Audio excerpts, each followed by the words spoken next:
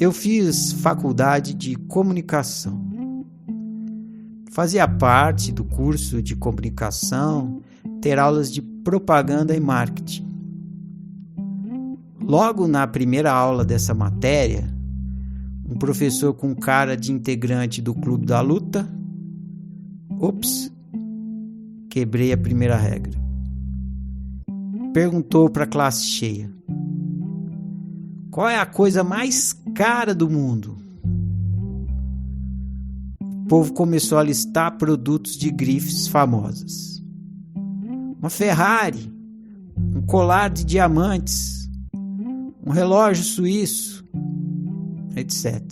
O professor foi balançando a cabeça em sinal de negativo para cada um dos produtos listados. Depois de 10 minutos de fracasso coletivo, o professor respondeu: a coisa mais cara do mundo é o seu tempo. O seu tempo. Ninguém entendeu a resposta. Daí ele explicou: 10 segundos do seu tempo de telespectador na Rede Globo, no horário nobre, custa R$100.000.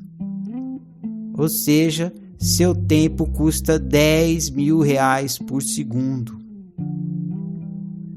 Eu não lembro bem o valor exato, mas o valor era mesmo algo assim, de fazer cair o cu da bunda.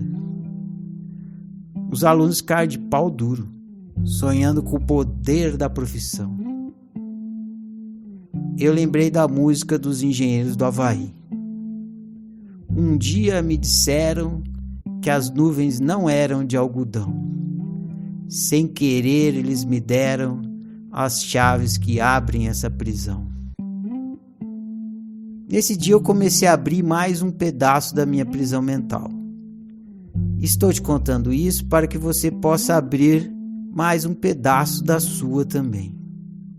Mas vamos por partes, porque tem várias grades e vários cadeados nessa prisão. Um cadeado está aberto. Vamos para o próximo.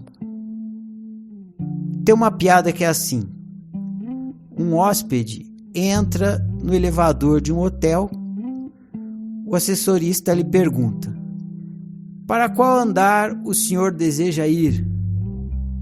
O hóspede responde: tanto faz. Entrei no hotel errado. Ora, de que adianta ir para o primeiro, segundo, terceiro, quarto andar no hotel errado? De que adianta ir para qualquer andar no hotel errado? Nenhum andar no hotel errado pode levar você até um quarto que fica em outro hotel. Óbvio. E pronto. O segundo cadeado está aberto. Logo mais você vai entender melhor por que contei essa piada. Vamos agora ao terceiro cadeado. Depois que abrirmos o terceiro cadeado, o primeiro e o segundo fará mais sentido e você poderá sair da prisão inteira. Tem um jogo de enigma que o coordenador do jogo conta o final da história e os jogadores devem descobrir tudo o que aconteceu até chegar naquele final, fazendo perguntas ao coordenador. Os jogadores podem fazer qualquer pergunta de sim ou não para o coordenador. Absolutamente qualquer pergunta. Essa é uma das características mais divertidas desse jogo, porque surge tudo quanto é tipo de teoria. Por exemplo, tem uma história que termina com a seguinte cena: um homem pelado no deserto com um palito de fósforo na mão. Os jogadores devem descobrir tudo o que aconteceu para chegar nessa cena. Como a cena é muito estranha, as teorias que surgem são mais estranhas ainda, principalmente quando os jogadores possuem imaginação fértil. O homem é casado? O homem era professor de matemática? O deserto é de areia mesmo ou é um deserto de bolinhas de isopor? O homem foi para o deserto de camelo? De jipe? Foi de avião? O homem é vegetariano? O homem é fã dos Beatles? Vale fazer qualquer pergunta de sim ou não. E muitas vezes, as perguntas aparentemente mais absurdas são as mais reveladoras.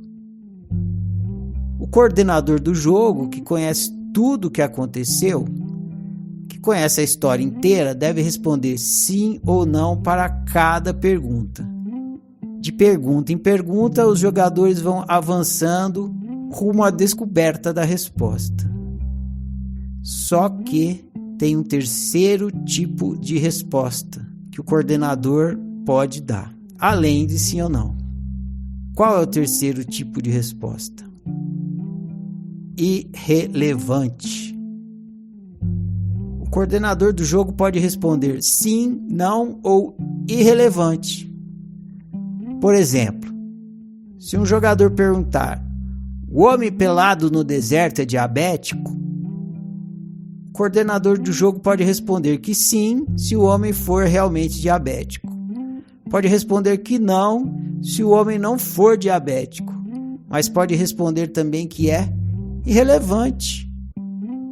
Quando um jogador faz uma pergunta e o coordenador responde que é irrelevante, o jogador costuma ficar com raiva do coordenador e reclama: sim ou não? É sim ou não? Diz sim ou não.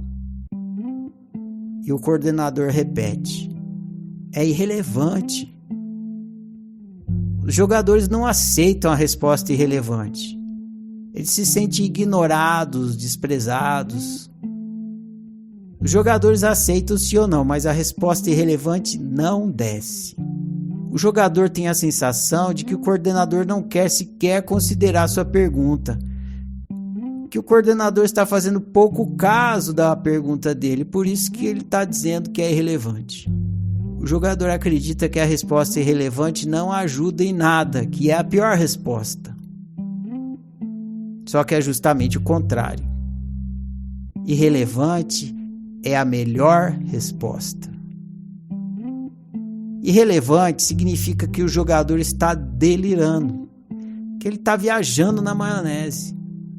Irrelevante significa que a linha de raciocínio que o jogador está fazendo não vai levá-lo à descoberta do enigma, que vai fazer o contrário, irá afastá-lo da descoberta. Irrelevante é a melhor resposta porque significa: abandone imediatamente esse elevador porque você entrou no hotel errado. Entendeu melhor agora porque contei a piada do hotel errado no começo desse podcast? Quando você está no hotel errado, a melhor coisa que você pode fazer é sair do elevador. Quando você acredita que algo irrelevante tem relevância, a melhor coisa que pode te acontecer é descobrir que não tem. Que o que você pensou que fosse relevante é irrelevante.